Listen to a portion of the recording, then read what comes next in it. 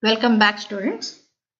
In today's session, I am going to explain and tell you how to write good answers for another important type of question in your question paper, that is the give reason type of questions. Often you come across questions where you are asked to give reasons for given statements. Give reason for the following statements. Account for the following statements.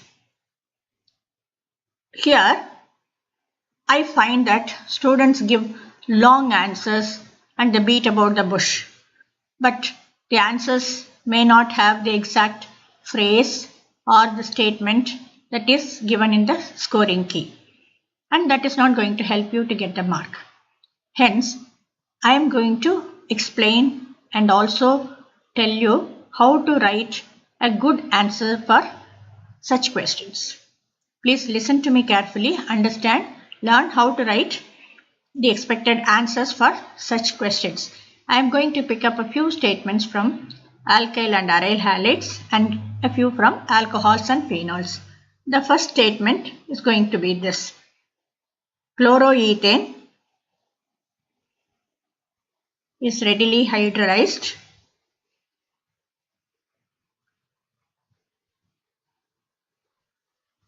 while chlorobenzene is not.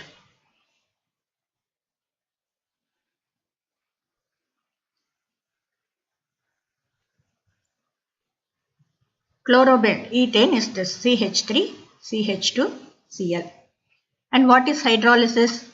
Treatment with dilute aqueous alkali. And when you treat chloroethane with aqueous alkali, you get ethanol. The chlorine is replaced by the OH group. You get the alcohol. Now, when you take chlorobenzene and perform the same reaction, that is treatment with the dilute aqueous alkali, you are supposed to get phenol in a similar, if it is undergoing a similar reaction. But we know that this reaction does not take place readily. You are all aware that this reaction needs very drastic conditions like 623 Kelvin and nearly 300 atmosphere pressure, isn't it? What is the reason for that? That is what is meant by the statement chloroethane is readily hydrolyzed while chlorobenzene is not. This reaction requires drastic conditions. What is the reason for this? Now, chlorobenzene has a structure like this, in which the chlorine atom that is attached to the benzene ring has 3 lone pairs of electrons. Due to resonance effect, one of the lone pairs of chlorine tends to float to the benzene ring, resulting in resonance structures. I will give you one of the resonance structures here.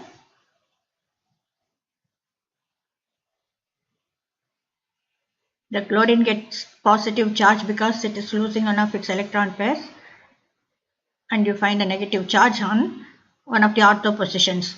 And you can write the other resonance structures also, but not required. For our explanation, this is enough. Now, due to this, what happens is, there is a double bond here because this electron pair is flowing towards the benzene ring. There is a double bond here. That is, the CCl bond in chlorobenzene assumes a partial double bond character because this is one of the resonance structures only, isn't it? So it is not a full double bond. It gets a partial double bond character. It's all tending to flow. So we use the term tending to flow. So we say it gets a partial double bond character. And a double bond is stronger than a single bond. And so because of this resonance effect, this CCl bond has become stronger. It's much stronger compared to the CCl bond in chloroethane. So this cannot be broken easily. That is why it needs drastic conditions. This is the explanation, but I will tell you how to write the correct statement for this answer. Now read the answer I have given. Chloroethane undergoes nucleophilic substitution during hydrolysis, resulting in alcohol. In chlorobenzene, due to resonance effect, the lone pair of electrons of chlorine tends to flow into the benzene ring, giving the CCl bond partial double bond character. Hence, it cannot be broken easily, and you have to draw the resonance structures. For the chlorobenzene part of it, you may also write the answer this way. The chlorine atom is attached to sp2 hybridized carbon atom, which is electronegative. The carbon atom pulls the lone pair of electrons of chlorine atom towards itself. Hence, the chlorine atom is held more tightly by the carbon and cannot be easily broken. I suppose you have understood the answer and learnt how to write a good answer for this question. Let me pass on to the next question. The second question is, arrange the following in the increasing order with respect to ease of hydrolysis, giving reason for your answer. You are given propyl chloride, vinyl chloride and allyl chloride. Let me write the structures of the three. Propyl chloride is CH3, CH2, CH2Cl, which is an alkyl halide. Vinyl chloride is CH2, double bond CHCl, it is chloroethene. Allyl chloride is CH2Cl, CH, double bond CH2, it is chloropropane. Now propyl chloride or chloropropane, just like chloroethane, undergoes nucleophilic substitution when it is hydrolyzed, that is reacts with aqueous NaOH to form propanol.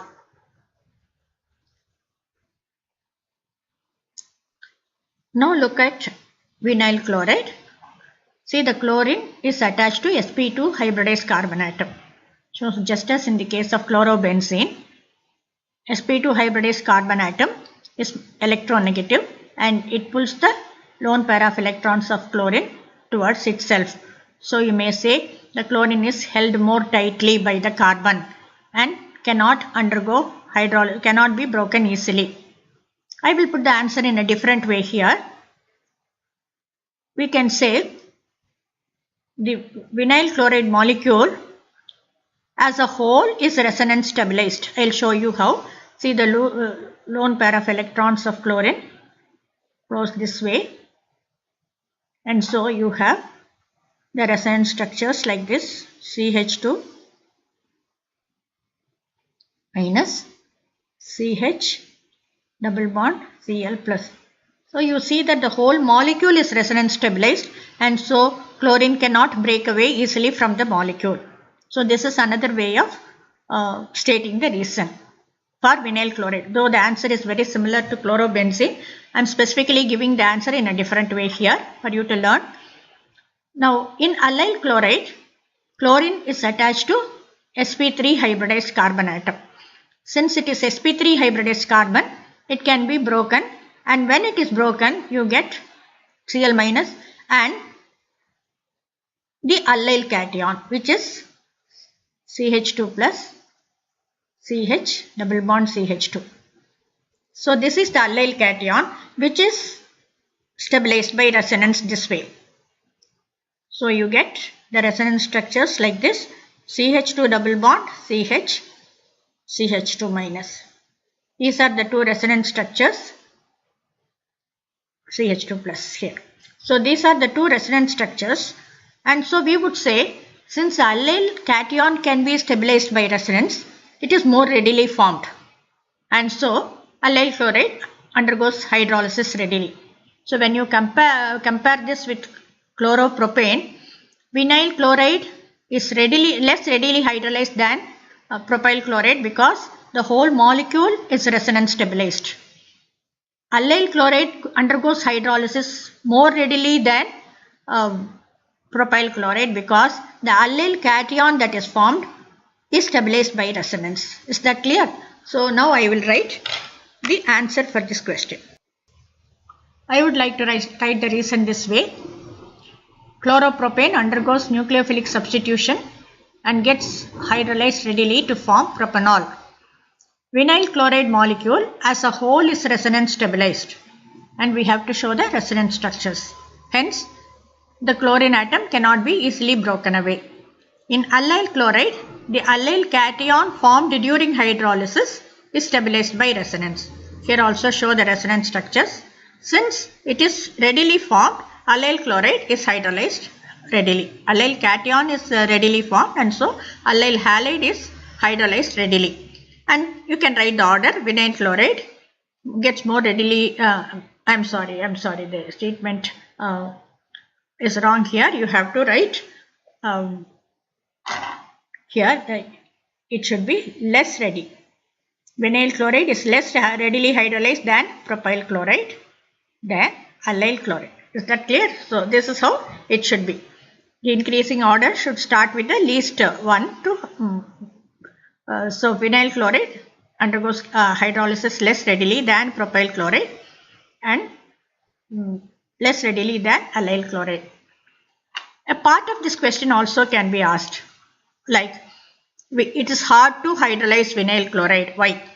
Or allyl chloride undergoes hydrolysis more readily than propyl chloride. I have given you the whole long question. Part of it also can be asked as a reasoning question. Let us pass on to the third question.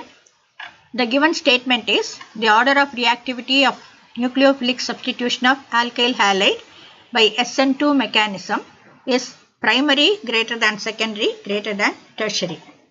You know that the nucleophilic substitution of an alkyl halide by a nucleophile according to SN2 mechanism involves a single step in which the nucleophile attacks the halogen carrying carbon from the rear and forms a transition state.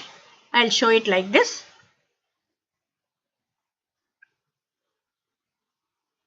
Here this is the bond between carbon halogen which is tending to be broken, and the bond between the nucleophile and the carbon is tending to be formed. That is why those are shown in dotted lines. A, B, C are the groups that are attached to the carbon. In a primary halide, out of A, B, C, 2 are hydrogen atoms. It is CH2X or CH2X, isn't it? So 2 are hydrogen atoms and 1 is an alkyl group. In a secondary alkyl halide, out of the 3, 2 are alkyl groups and 1 is a hydrogen. And in the tertiary, all the 3 are alkyl groups. So it is very obvious that when there are more alkyl groups around the carbon atom, it is difficult for the nucleophile to access the carbon atom. Hence the reaction becomes more difficult. But this is what we call steric hindrance, isn't it? It is due to steric hindrance by the presence of more alkyl groups in the secondary and tertiary alkyl halide. Nucleophilic substitution by the SN2 mechanism becomes more and more difficult in secondary and tertiary. Now I will write the answer for you.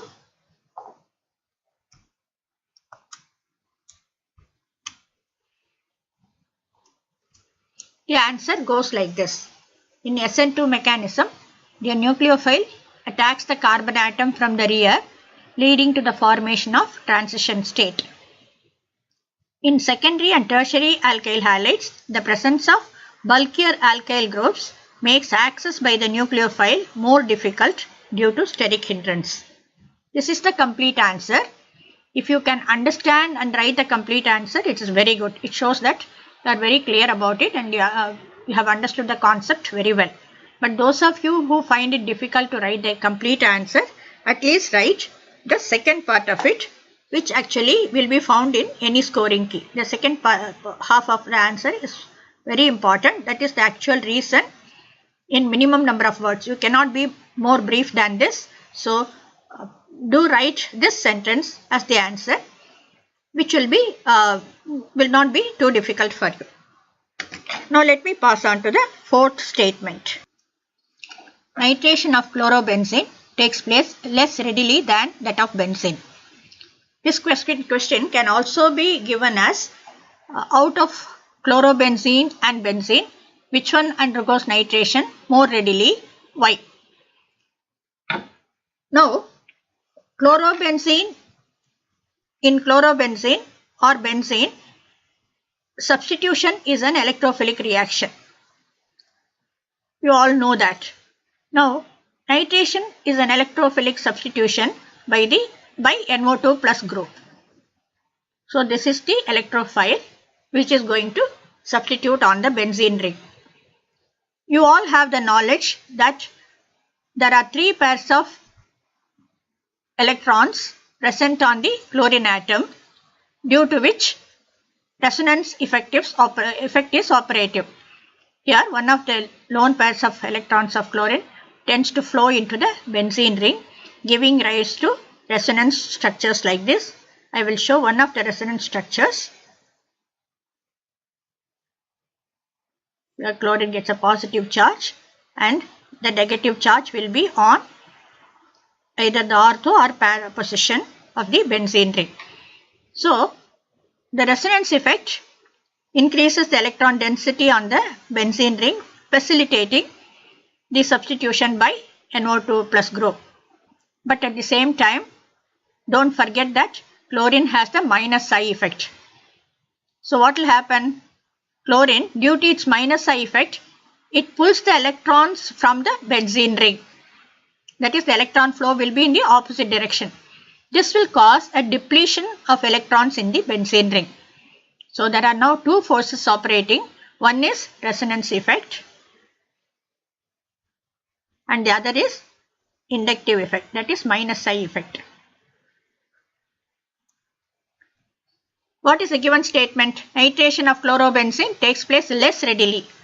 So that leads us to the conclusion that the inductive effect must be more predominant here. So you can say due to the presence of minus I effect of the chlorine atom, there is some electron depletion in the benzene ring, due to which nitration takes place less readily in chlorobenzene. Is that clear? None of these factors is present in benzene. So it simply undergoes electrophilic substitution. I suppose it is clear to you. Let me show how to write a brief answer for this question. The reason goes like this. In chlorobenzene, due to minus I effect of chlorine atom, it pulls the electrons towards itself, causing a depletion of electrons in the benzene ring. Hence, it undergoes any electrophilic substitution less readily than benzene. I gave here nitration in the question, but it need not be nitration. For the same reason, any electrophilic substitution is not very readily taking place in the case of chlorobenzene. That is, it is undergoing the electrophilic substitution less readily than benzene. We are comparing it with benzene here, so you have to write this way. The next statement for which we have to give reason is CO bond length in methanol is longer than that in phenol. Methanol and phenol.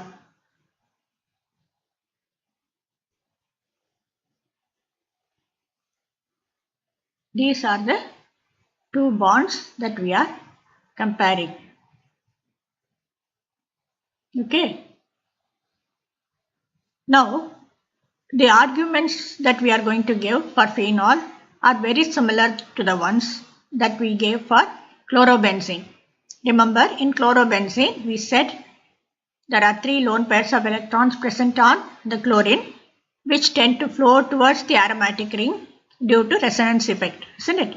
And the bond between this carbon and the chlorine assumes partial double bond character. It is exactly the same here, except that it is oxygen with 2 lone pairs of electrons. Oxygen has 2 lone pairs of electrons, which tend to flow into the benzene ring due to resonance effect, leading to resonance structures. I will show one of the resonance structures here.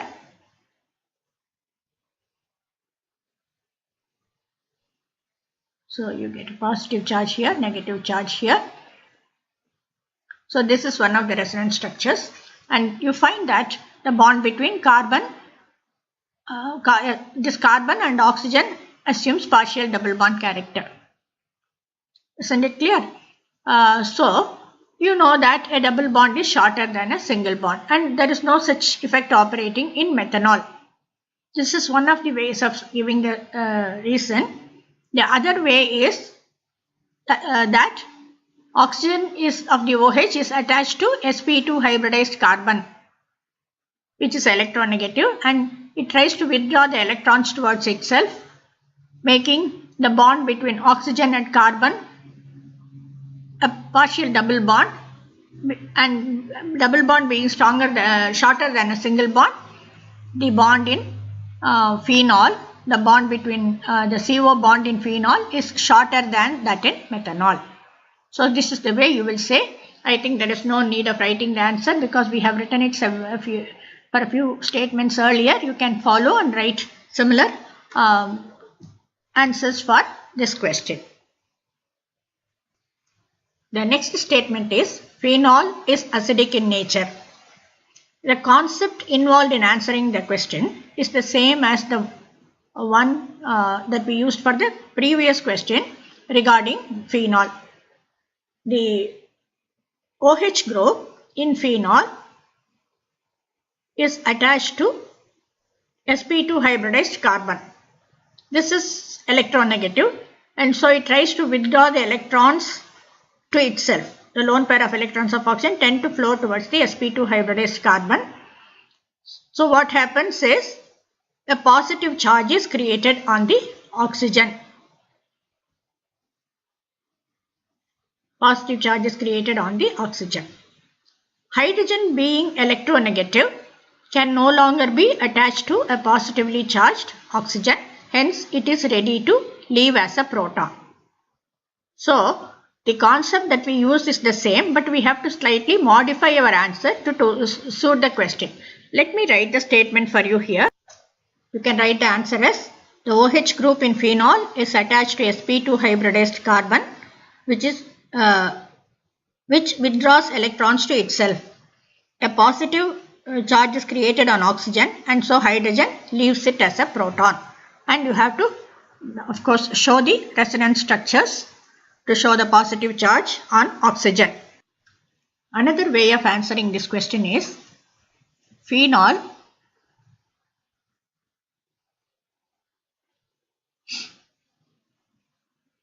gives out a proton to form with the phenoxide ion. It gives out a proton to form the phenoxide ion.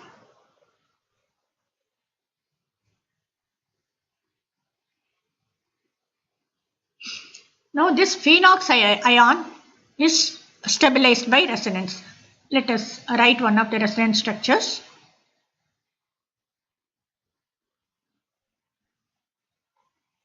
Then you have the negative charge here, and you can also show the negative charge on this para position, the other ortho position. Those are the other resonance structures. I am just showing one of the resonance structures here. So the phenoxide ion is highly stabilized by resonance, very equivalent structures. Hence, this can be formed. Phenol readily loses a proton, forms the phenoxide ion. Is that clear? I will write the statement now. The statement is phenol readily loses a proton and forms the phenoxide ion, which is highly stabilized by resonance. So this could be a very brief and very correct answer. So it's enough if you write this statement. Even resonance structures are not necessary here. If you write this statement, that would be a very good answer for this question.